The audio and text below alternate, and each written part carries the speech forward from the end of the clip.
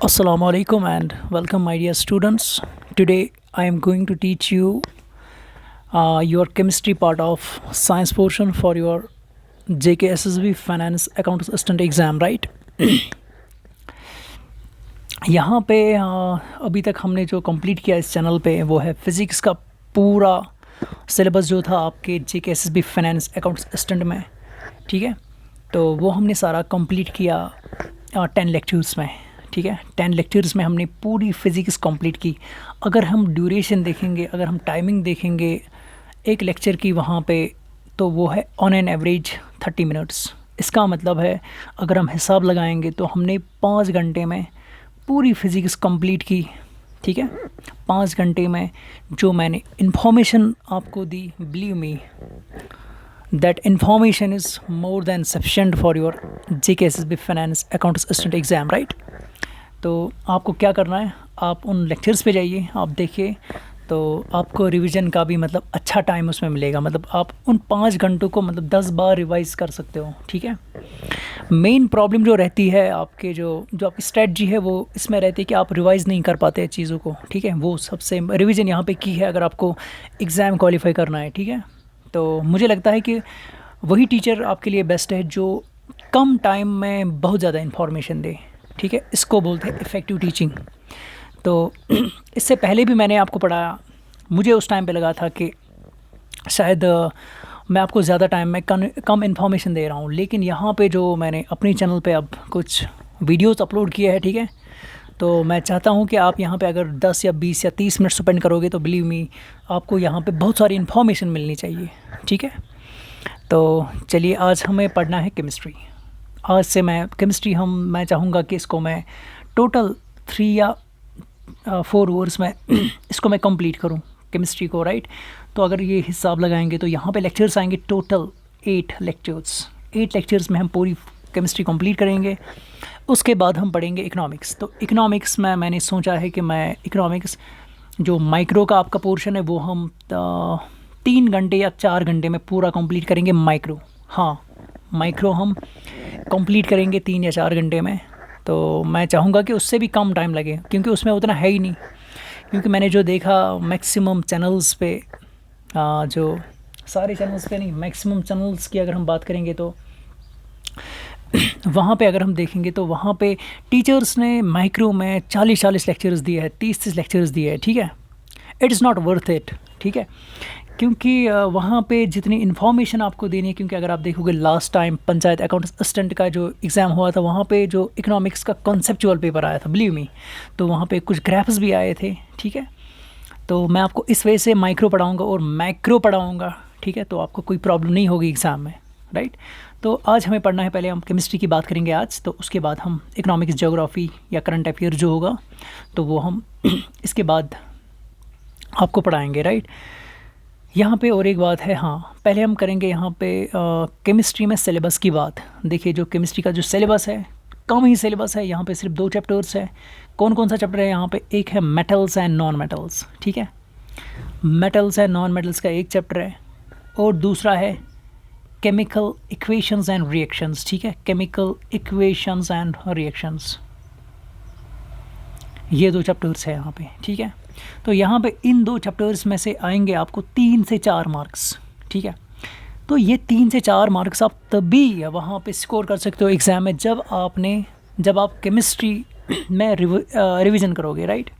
Revision के बगैर आपको वहाँ पे 1 मार्क्स भी नहीं आएगा, 1 मार्क्स भी आप वहाँ पे स्कोर नहीं कर पाओगे। तो ये तभी पॉसिबल है जब आप 3 से 4 घंटे में, जो आप या 4-5 घंटे भी मानते हैं, ठीक है, वो भी ज़्यादा नहीं है, ठीक है। तो जब इतने टाइम में आपको पूरी केमिस्ट्री इन ये 2 चैप्टर्स हम पढ़ाएंगे तो तभी आप इस चीज़ को रिवाइज़ कर पाओगे, राइट।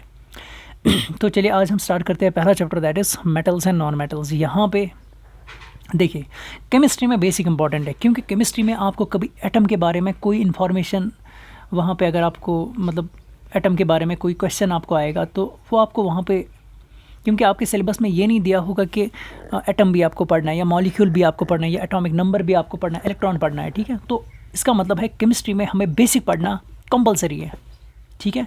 तो मैंने बेसिक्स के लिए कुछ यहाँ पे कुछ यहाँ पे मैंने स्लाइड्स प्रिपेयर की है बेसिक्स के लिए। तो चलिए पहले हम इसको देखते हैं, राइट। हम बेसिक से जाएंगे, ज़ीरो लेवल से जाएंगे, आपको कोई भी प्रॉब्लम नहीं होगी, राइट। चलिए पहला है यहाँ पे व्हाट इज़ केमिस्ट्री,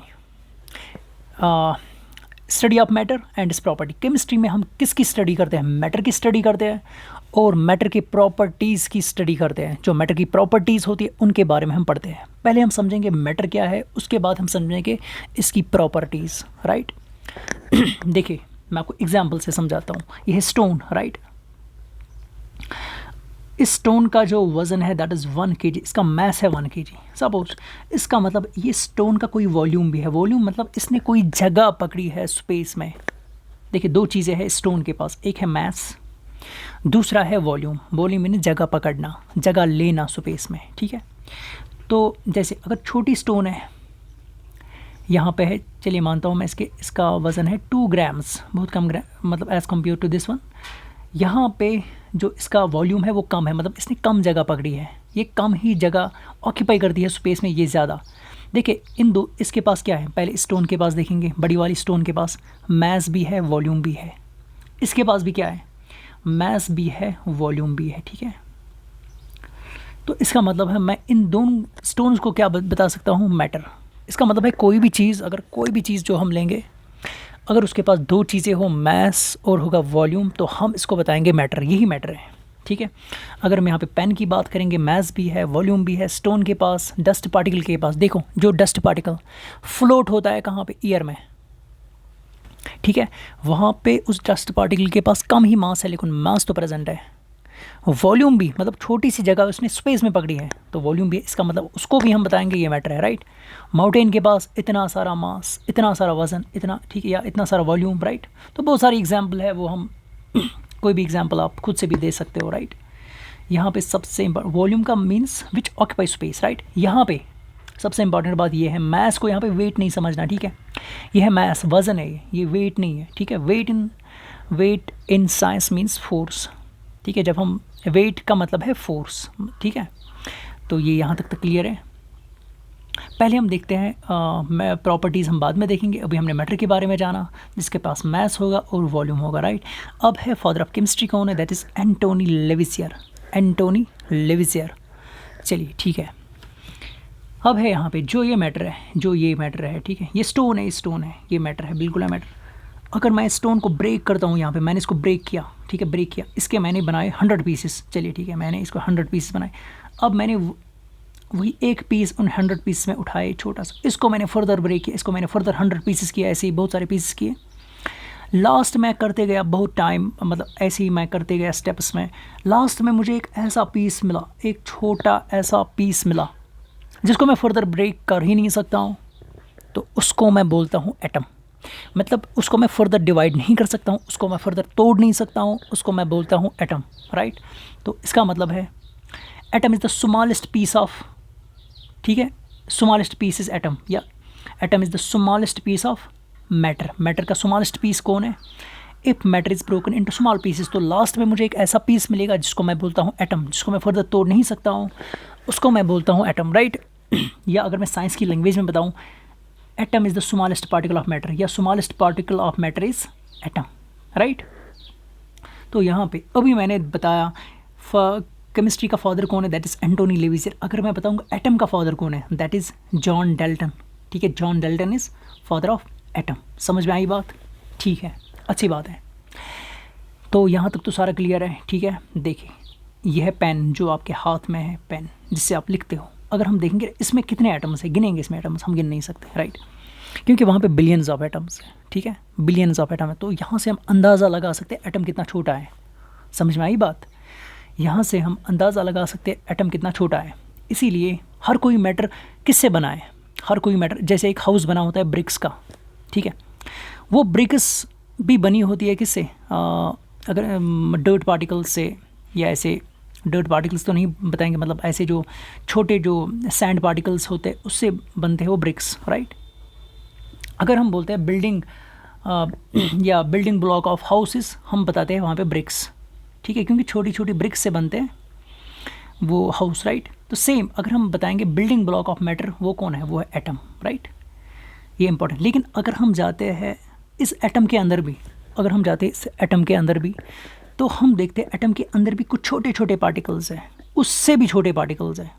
कौन कौन से? एक है इलेक्ट्रॉन, दूसरा है प्रोटॉन और तीसरा है न्यूट्रॉन। ठीक है, इलेक्ट्रॉन, प्रोटॉन और न्यूट्रॉन। इलेक्ट्रॉन के पास कौन सा चार्ज? नेगेटिव। प्रोटॉन के पास कौन सा चार्ज? पॉजिटिव। न्यूट्रॉन के पास कौन सा चार्ज? न्यूट्रल, कोई चार्ज नहीं। समझ में आई बात? चलिए देखिए, लेकिन ये जो 3 सब एटॉमिक पार्टिकल्स इनको बोला जाता है, या हम बताएंगे इनको एटम कंसिस्ट्स ऑफ 3 फंडामेंटल, इनको बताते हैं फंडामेंटल पार्टिकल्स, या इनको हम बताएंगे सब एटॉमिक पार्टिकल्स। ये होते हैं एटम के अंदर। प्रोटॉन कहाँ पे होता है, इलेक्ट्रॉन कहाँ पे होता है, न्यूट्रॉन, इनकी अलग अलग लोकेशन है। देखिए जो हम देखते हैं प्रोटॉन और न्यूट्रॉन, ये होते हैं न्यूक्लियस में, बीच में होता है सेंटर में न्यूक्लियस। ठीक है, तो वहाँ पे होते हैं प्रोटॉन और न्यूट्रॉन। समझ में आई बात? तो जो इलेक्ट्रॉन है ये बाहर शेल्स में होता है, ऐसे मैं बनाऊंगा शेल्स, देखिए समझना आप, ये बाहर होती है जो न्यूक्लियस के अराउंड होती है शेल्स, राइट। इनमें क्या होता है? इनमें होते हैं ये इलेक्ट्रॉन्स। ठीक है, इलेक्ट्रॉन्स यहाँ पे होता है, यहाँ पे होते हैं, यहाँ पे होते हैं, किन में होते हैं? शेल्स।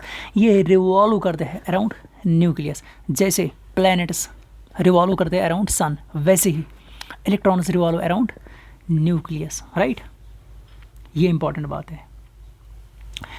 तो यहाँ पे तो सारा कुछ कंप्लीट है, लेकिन देखिए हमारे पास जो एटम्स होते हैं जो मैटर बनाते हैं, लेकिन हमारे पास एक ही किस्म के एटम्स नहीं होते। हमारे पास 118 टाइप्स के एटम है, 118, ये इंपॉर्टेंट पॉइंट है, 118 याद रखना।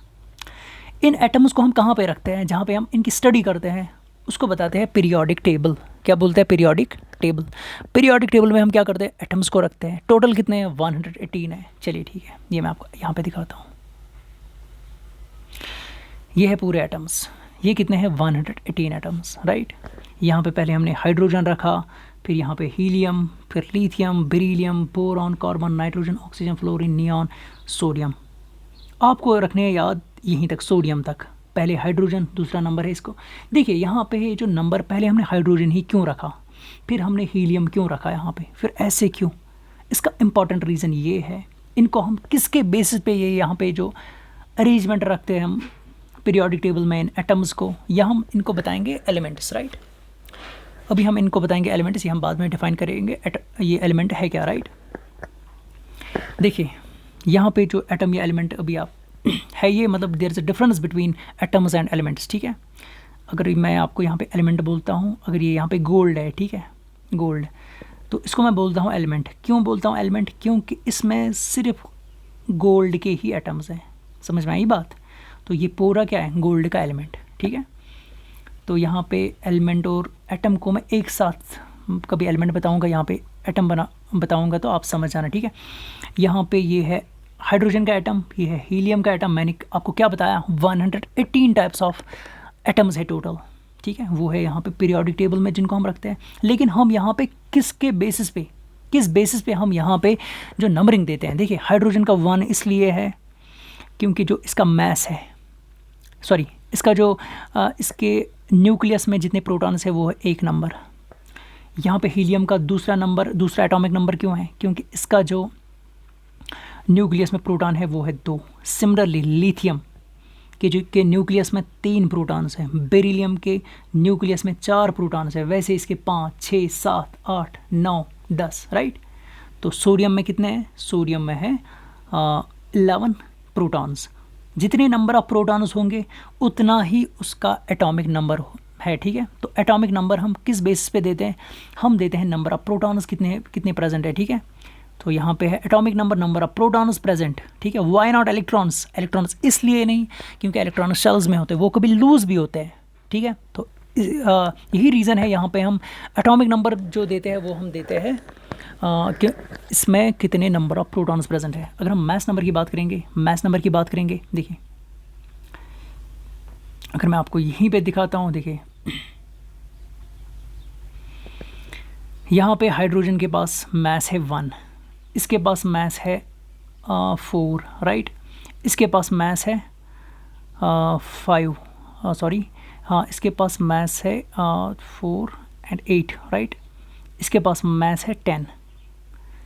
यहाँ पे मैं शायद गलती करके यहाँ पे 1 है और यहाँ पे 1 यहाँ पे 4 है मास। हाँ, यहाँ पे 1 है मास, यहाँ पे 6 है मास, यहाँ पे 8 है मास और यहाँ पे 10 है मास। देखें हाइड्रोजन के पास एक मास है क्योंकि इसके पास है प्रोटॉन एक ही।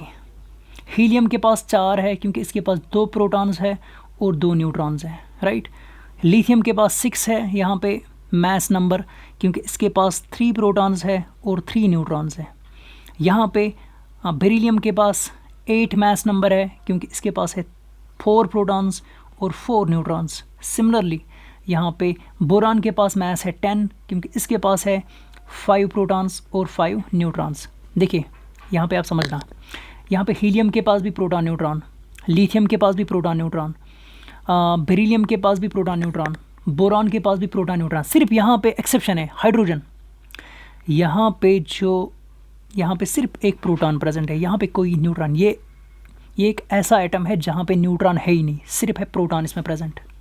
एग्जाम में आ सकता है which one of the following, इन सारे 118 एलिमेंट्स में या 118 एटम्स में वो किसका एटम है जहाँ पे न्यूट्रॉन प्रेजेंट नहीं है, सॉरी प्रोटॉन नहीं, न्यूट्रॉन जहाँ पे प्रेजेंट नहीं है वो है हाइड्रोजन, ठीक है। ये सबसे इंपॉर्टेंट है।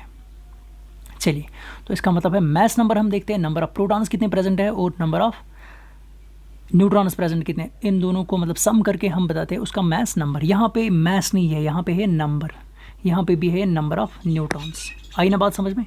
चलिए देखिए ये जो सब एटॉमिक पार्टिकल्स है, एक है electron, proton, neutron, right. Electron को किसने डिस्कवर किया? जे थॉमसन ने। प्रोटॉन को किसने किया? रुदरफोर्ड ने। न्यूट्रॉन को किसने किया? चैडविक ने। आई बात समझ में। देखिए यहाँ पे आपका कंफ्यूजन होगा, सर प्रोटॉन तो चैडविक ने डिस्कवर किया, आप बोल रहे हो रुदरफोर्ड। देखिए क्या है, जब आपको एग्जाम में आए हु डिस्कवर्ड प्रोटॉन, आपको लिखना है गोल्डस्टीन। क्या लिखना है? Goldstein, GOLDESTIN। अगर जनरली आएगा प्रोटॉन को किसने डिस्कवर किया? गोल्डस्टीन। लेकिन अगर आपको आएगा who discovered proton in atomic nucleus, nucleus में प्रोटॉन को किसने डिस्कवर किया? तो वो किया रुदरफोर्ड ने। अगर जनरली आएगा हु डिस्कवर्ड प्रोटॉन, बाकी कुछ नहीं दिया होगा तो आपको लिखना है गोल्डस्टीन। समझ आना, टर्मिनोलॉजीज को समझ आना, ठीक है। इन न्यूक्लियस किसने डिस्कवर किया? वो किया रुदरफोर्ड ने। कैसे किया? उसने किया था alpha particle scattering experiment by using thin gold foil, right. Alpha particle scattering experiment, जब रुदरफोर्ड ने प्रोटॉन को डिस्कवर किया न्यूक्लियस में, उसने कौन सा एक्सपेरिमेंट किया था? उसने किया था, ये आया है बहुत बार एग्जाम में, GKSSB के एग्जाम्स में, राइट। एक्चुअली ये टॉपिक है स्ट्रक्चर ऑफ एटम में, फिर भी मैं यहाँ पे आपको बता देता हूँ। इसने वहाँ पे अल्फा पार्टिकल्स का यूज़ किया था, फिर इसको बोला गया alpha particle scattering experiment, right. चलिए यहाँ तक तो सारा क्लियर है। सबसे इंपॉर्टेंट बात, atom is whole electrically neutral. इसका मतलब क्या? देखिए ये है एक पॉजिटिव चार्ज, ये है एक negative charge, positive negative cancel, तो ये पूरा क्या बना? ये पूरा बना न्यूट्रल बॉडी। यहाँ पे 2 पॉजिटिव चार्ज, 2 नेगेटिव चार्ज, ये पूरा क्या बना? न्यूट्रल। क्यों? क्योंकि +2 -2। अगर यहाँ पे है 3 प्लस चार्ज, 2 माइनस चार्ज, तो ये बॉडी प्लस चार्ज है या माइनस चार्ज? यहाँ पे प्लस की चार्ज है, ठीक है। तो जिसकी ज़्यादा होगी वही हम बताते हैं मतलब चार्ज है, राइट। तो जहाँ पे बैलेंस, देखिए ये है बैलेंस्ड कंडीशन में तो न्यूट्रल चार्ज, यहाँ पे बैलेंस्ड कंडीशन में है न्यूट्रल चार्ज। हम एटम को यहाँ पे बताते हैं atom is whole electrically neutral. देखिए एटम में जितने प्रोटॉन्स प्रेजेंट होंगे उतने ही इलेक्ट्रॉन्स प्रेजेंट होते हैं, मतलब जितना पॉजिटिव चार्ज होता है इलेक्ट्रॉन एटम में उतना ही नेगेटिव चार्ज भी होता है। तो इसीलिए हम एटम को बताते हैं ये न्यूट्रल है। Positive charge is equal to negative charge. Size of atom को हम किससे देखते हैं? एक्सरेज की वजह से। अगर हमें देखना होता है एटम का साइज़ कितना है, हम एक्सरेज का यूज़ करते हैं। समझ में आई बात? तो यहाँ पे मैंने लिखा है, इंपॉर्टेंट नहीं है, ठीक है, फिर भी मैंने लिखा है 10⁻⁻10 मीटर है। किसका रेडियस? अगर ये हाइड्रोजन का, अगर ये हाइड्रोजन एटम है तो यहाँ पे जो इसका रेडियस है दैट इज 10⁻10 मीटर। यहाँ तक तो सारा क्लियर है। चलिए ठीक है, तो यहाँ पे 1897 तक एटम को बोला जाता था इनडिविजिबल, मतलब इसको हम डिवाइड नहीं कर सकते हैं as per Dalton's atomic theory. जब ने डेल्टन ने अपनी एटॉमिक थ्योरी दी थी तो इसने बताया था एटम इज़ इनडिविजिबल। लेकिन फिर जब 1897 में जे थॉमसन ने डिस्कवर किया और एक सब एटॉमिक पार्टिकल मतलब इलेक्ट्रॉन को डिस्कवर किया, तो फिर उसके बाद एटम को हमने बताया ये डिविजिबल है, ठीक है। जब फर्दर डिस्कवरीज हुई प्रोटॉन, इलेक्ट्रॉन एंड न्यूट्रॉन की, फिर हमने बताया जो एटम है वो डिविजिबल है, ठीक है, क्योंकि एटम के अंदर भी कुछ सब एटॉमिक पार्टिकल्स हैं। समझ में आई बात? चलिए आगे चलते हैं। यहाँ पे है classification of matter. Classification of matter, देखिए हम मैटर को कैसे क्लासिफाई करेंगे, या तो हम देखेंगे या तो हमारे सराउंड में मैटर होगा, या तो लिक्विड सॉलिड के फॉर्म में होगा, या तो लिक्विड के फॉर्म में होता है, या तो गैस के फॉर्म में होगा। There are 3 main states of matter, solid, liquid and gas.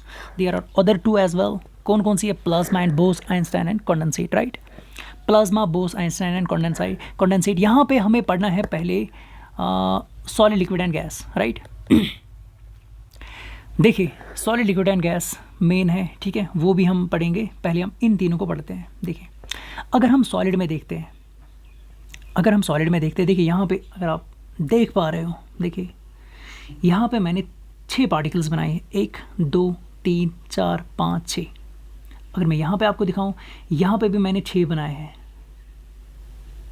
यह लिक्विड के केस में।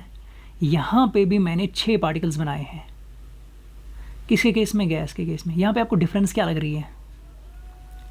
यहाँ पे आपको डिफरेंस क्या लग रही है? सिर्फ दूरी की यहाँ पे डिफरेंस लग रही है। देखिए यहाँ पे बहुत क्लोज बैठे हैं, यहाँ पे थोड़े लूज बैठे हैं इससे, यहाँ पे सबसे ज़्यादा लूज बैठे हैं जो पार्टिकल्स हैं। पार्टिकल्स मीन जो अंदर पीसेस है, एटम्स है, मॉलिक्यूल्स है मैटर के अंदर, राइट। यहाँ पे है सबसे ज़्यादा दूर, यहाँ पे कॉम्पैक्ट है, यहाँ पे लूज, यहाँ पे सबसे लूज, ठीक है, समझ आना इस बात को। ये है arrangement of particles inside matter. जो सॉलिड में अरेंजमेंट होता है वो टाइट अरेंजमेंट होता है, जो लिक्विड में अरेंजमेंट होता है वो लूज, जो गैस में अरेंजमेंट होता है वो सबसे ज़्यादा लूज, राइट। ये पार्टिकल्स यहाँ पे दूर दूर बैठते हैं, राइट। समझ में आई बात? तो यहाँ पे अगर हम बात करेंगे हाँ सॉलिड की, देखिए सॉलिड है, यहाँ पे लूज अरेंजमेंट, यहाँ पे सॉलिड में है कॉम्पैक्ट, यहाँ पे लूज, यहाँ पे सबसे ज़्यादा लूज। देखिए यहाँ पे सबसे इंपॉर्टेंट बात ये है, देखिए ये भी मूव करते हैं, ये 6 पार्टिकल्स मूव करते हैं, ये भी थोड़े मूव करते हैं और ये भी थोड़े मूव करते हैं। सबसे ज़्यादा मूवमेंट कहाँ पे? गैसेस में। सबसे कम मूवमेंट कहाँ पे? सॉलिड्स में, ठीक है। तो इसका मतलब है सॉलिड में कम मूवमेंट, यहाँ पे उससे ज़्यादा मूवमेंट, यहाँ पे सबसे ज़्यादा मूवमेंट किनकी? पार्टिकल्स की, ठीक है। तो सारे, अगर सॉलिड हमें लग रहा है, सॉलिड हमें रेस्ट में लग रहा है, तो अंदर पार्टिकल्स रेस्ट में नहीं होते, वो भी मूवमेंट करते। उस मूवमेंट को सॉलिड के केस में बताते हैं वाइब्रेशन, ठीक है। यहाँ पे हम बताते हैं उस मोमेंट को वाइब्रेशन, ठीक है। यहाँ पे भी सिग्निफिकेंट मोमेंट देखी जाती है, और यहाँ पे वेरी लार्ज मोमेंट, ठीक है, वेरी हाई मोमेंट, मतलब हम बताएंगे यहाँ पे बहुत ही ज़्यादा वेलोसिटी होती है किनकी? अंदर पार्टिकल्स की। समझ में आई बात? चलिए देखिए, जहाँ पे मूवमेंट ज़्यादा होती है, गैस के केस में जो पार्टिकल्स की मूवमेंट है वो सबसे ज़्यादा, मीन्स यहाँ पे काइनेटिक एनर्जी सबसे ज़्यादा। इसका मतलब है यहाँ पे भी काइनेटिक एनर्जी है लेकिन गैस से कम, यहाँ पे भी काइनेटिक एनर्जी है लेकिन सबसे कम। जहाँ पे मूवमेंट होगी वहाँ पे काइनेटिक एनर्जी होती है प्रेजेंट, ठीक है। क्योंकि अगर हम मैथमेटिक्स का देखेंगे, kinetic energy equals to 1/2 mass into velocity का स्क्वायर। काइनेटिक एनर्जी किस पे प्रोपोर्शनल है? वेलोसिटी के स्क्वायर का। इसका मतलब है जितनी ज़्यादा वेलोसिटी उतनी ज़्यादा काइनेटिक एनर्जी। सबसे ज़्यादा वेलोसिटी कहाँ पे? पार्टिकल्स की। गैस के केस में यहाँ पे सबसे ज़्यादा काइनेटिक एनर्जी। समझ में आई बात? तो यहाँ पे सबसे कम काइनेटिक एनर्जी, रीज़न ये है यहाँ पे मोमेंट कम है, यहाँ पे वेलोसिटी कम है। समझ में आई ना बात? ठीक है, अच्छी बात है। अच्छा देखिए, यहाँ पे पार्टिकल्स इसलिए पास में बैठे हैं क्योंकि यहाँ पे ज़्यादा फोर्स ऑफ अट्रैक्शन है बिटवीन पार्टिकल्स।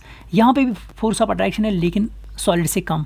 यहाँ पे सबसे कम force of attraction between the particles. समझ में आई बात? इसीलिए यहाँ पे दूर दूर बैठे हैं एटम्स। आई ना बात समझ में? चलिए, अगर हम अब इनकी प्रॉपर्टीज़ देखेंगे, जो हमें मैटर की प्रॉपर्टीज़ पढ़नी होती है, जब हम केमिस्ट्री पढ़ते हैं हमें study, here we do the study of matter and its properties. तो अब हम आते हैं प्रॉपर्टीज़ पे। देखिए यहाँ पे काइनेटिक एनर्जी किस में सबसे ज़्यादा? गैसेस के केस में। क्यों? क्योंकि यहाँ पे रैंडमली मूव करते हैं वेरी फास्ट इनके पार्टिकल्स। फिर उससे कम काइनेटिक एनर्जी, मतलब मीडियम काइनेटिक एनर्जी किस में? लिक्विड्स में। सबसे कम काइनेटिक एनर्जी कहाँ पे? सॉलिड्स में, राइट। और अगर हम देखते हैं यहाँ पे फोर्स ऑफ अट्रैक्शन कहाँ पे ज़्यादा है? सॉलिड्स के केस में, क्योंकि यहाँ पे कॉम्पैक्ट बैठे हैं 6 पार्टिकल्स। यहाँ पे मैंने 6 दिखाए, होते हैं बिलियंस, ठीक है। तो अगर हम यहाँ पे देखेंगे force of attraction force of attraction between the atoms और particles in the liquid is strong, यहाँ पे नेग्लिजिबल है। कहाँ पे? क्योंकि यहाँ पे दूर दूर बैठे, यहाँ पे कोई अट्रैक्शन नहीं है। समझ में आई बात? तो इसका मतलब है, और एक बात देखिए, यहाँ पे वॉल्यूम को आप नहीं कीजिएगा, ठीक है, ये मैंने लिखे हैं। करना चाहेगा कोई तो आप देख सकते हैं, fixed volume, fixed mass, fixed density है, उतना इंपॉर्टेंट नहीं है। यहाँ पे ये और ये इंपॉर्टेंट है, ठीक है। यहाँ पे कंप्रेसिबिलिटी, हम सॉलिड्स को ईजिली कंप्रेस नहीं कर सकते हैं, वेरी डिफिकल्ट टू कंप्रेस। यहाँ पे भी very difficult to compress. Gases को हम ईजिली कंप्रेस कर सकते हैं as compared to solids and liquids. आई बात समझ में? चलिए, तो यहाँ पे और दो स्टेट्स हैं मैटर की, एक है प्लाज्मा, दूसरा है Bose Einstein and condensate, right. देखिए हम क्या करते हैं, हम नहीं करते, कुछ नहीं करते। देखिए यहाँ पे मैटर की 5 स्टेट्स से टोटल 3 हमने डिस्कस करी। अब है प्लाज्मा और बोस आइंस्टाइन एंड कॉन्डेंसेट, ठीक है। प्लाज्मा को बोला जाता है 4th state of matter, 4th state of matter. Bose Einstein को बोला जाता है 5th स्टेट ऑफ मैटर। आई बात समझ में? अच्छा ठीक है, यहाँ पे एग्जाम्पल है प्लाज्मा की। एग्जाम्पल क्या है? मैंने लिखा है प्लाज्मा की एग्जाम्पल है, सबसे बेस्ट एग्जाम्पल है अयोनाइज्ड गैस। लेकिन ये अयोनाइज्ड गैस है क्या? देखिए मैं आपको जल्दी कॉन्सेप्ट देता हूँ। ये मैंने यहाँ पे गैस रखा, 3rd स्टेट ऑफ मैटर जो है गैस। गैस किसका बना है? पार्टिकल्स का। यहाँ पे एटम्स होंगे, ठीक है, एटम्स होंगे। यहाँ पे मैं एक एटम उठाऊंगा इनमें से, ठीक है, ये एक एटम मैं यहाँ पे उठाऊंगा, ये मैंने यहाँ पे बनाया है। इसी गैस का एक एटम मैंने उठाया। इस गैस में कितने एटम्स थे? Billions of atoms. यहाँ पे मैंने इसी गैस का एक एटम उठाया। एटम में क्या प्रेजेंट है? प्रोटॉन, न्यूट्रॉन, और बाहर क्या है? इलेक्ट्रॉन। देखिए जब मैंने यहाँ पे थोड़ी सी एनर्जी दी इस एटम को, इसने इस इलेक्ट्रॉन को लूज़ किया, तो जो ये बाकी एटम बचा, इसको मैं बोलता हूँ अयोनाइज्ड एटम। क्या बताया? अयोनाइज्ड एटम। तो जो इस गैस में बहुत सारे एटम्स थे, बिलियंस ऑफ एटम्स थे, तो यहाँ पे उन बिलियंस ऑफ एटम्स ने वहाँ पे क्या किया? उसने लूज़, उन बिलियंस ऑफ एटम्स ने यहाँ पे अपना अपना इलेक्ट्रॉन सब ने लूज़ किया। तो ये गैस पूरा क्या बना? अयोनाइज्ड गैस। आई बात समझ में? एक एटम बना अयोनाइज्ड गैस, सॉरी एक एटम बना अयोनाइज्ड एटम, तो बहुत सारे एटम्स क्या बने जिन्होंने गैस बनाया? इन्होंने बनाया अयोनाइज्ड गैस, ठीक है। तो इसका मतलब है ये किसकी एग्जाम्पल है? प्लाज्मा की एग्जाम्पल, ठीक है। तो यहाँ पे ये सारी थ्योरी मैंने लिखी है, ठीक है। जो इस लेक्चर की जो PDF है वो आपको मिलेगी, नीचे डिस्क्रिप्शन में लिंक है टेलीग्राम की, तो वहीं पे आपको पूरी जो इसकी PDF है वो वहीं पे मिलेगी, राइट। और है यहाँ पे हाई काइनेटिक एनर्जी है, जहाँ पे भी एनर्जी सप्लाई होती है, मतलब टेम्परेचर वहाँ पे बढ़ जाता है, उसकी वजह से काइनेटिक एनर्जी ज़्यादा होती है। उसकी जब टेम्परेचर हम किसी सिस्टम में देते हैं, जो पार्टिकल्स वो ज़्यादा मूवमेंट में आ जाते हैं, मोशन में आ जाते हैं, तो वहाँ पे काइनेटिक एनर्जी इंक्रीज होती है। रीज़न ये है kinetic energy is directly proportional to velocity का स्क्वायर, राइट। तो यहाँ पे जब लाइटनिंग के केस में भी जो गैस वहाँ पे होता है, वो उसमें भी आयोनाइजेशन होती है लाइटनिंग के time, right. Plasma form during lightning, right. तो जो गैसेस प्रेजेंट होता है ना स्टार्स पे हाई टेम्परेचर होता है, उस हाई टेम्परेचर की वजह से जो गैसेस के एटम्स होते हैं या मॉलिक्यूल्स होते हैं, वहाँ पे वो लूज़ करते हैं किसको?